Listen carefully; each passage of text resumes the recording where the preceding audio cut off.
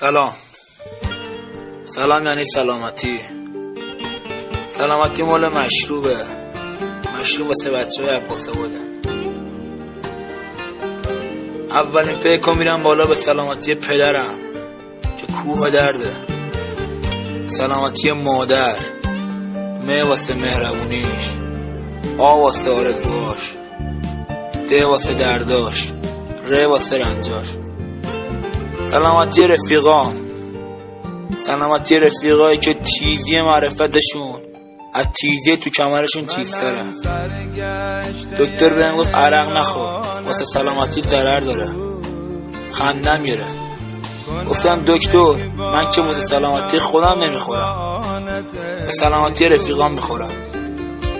سلامتی رفیقی که یه روز میاد سر خاکم اما نمیتونم جلوش پاشم، ولی خاطرم از این وقتی که خاکی زیر پاشم. واسه پیکم میزنم سلامتی سگ خودم که مرامش از خیلی ها بیشتره. سلامتی مردی که پل نامردی رد نمیشه ولی تو دریای مردی غرق میشه.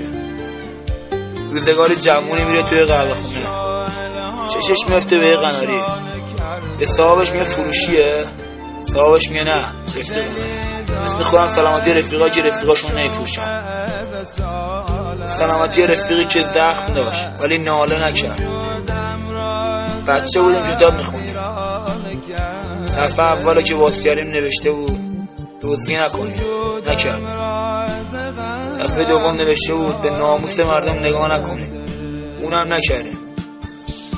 صفحه سوم نوشته بود مشروب نخورید، مشروب هم نخوردیم. صفحه چهارم که واسیاریم نوشته بود رفاقت نکنید، کتاب بستیم دیگه کتاب نخوندیم. بی سواد موندیم ولی استاد رفاقت شدیم. یه داستان بهتون میگم مشروب بهتون مزه کنه. روزگاری پهلوانی هر روز میرفت قهوه خونه، 2 بطری مشروب و 2 استکان میخواست.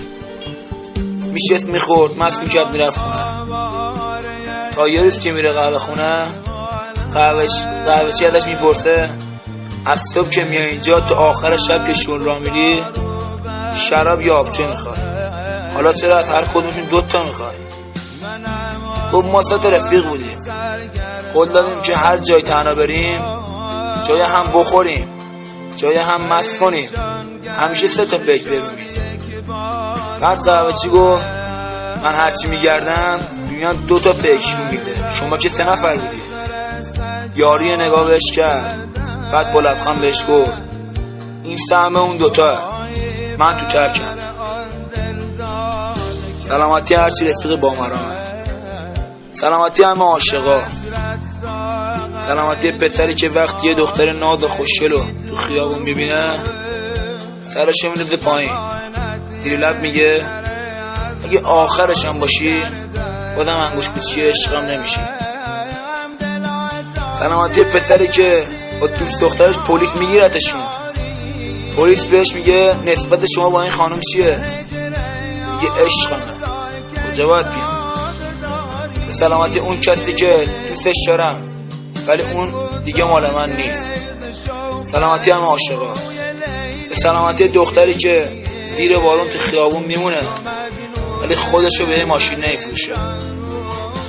سلامتی سربازی که 1 ساعت منتظر مونده و با عشقش هسته ولی وقتی زنگ زد جز این نشنید، مشتری مورد نظر اشغال میباشه. سلامتی سربازی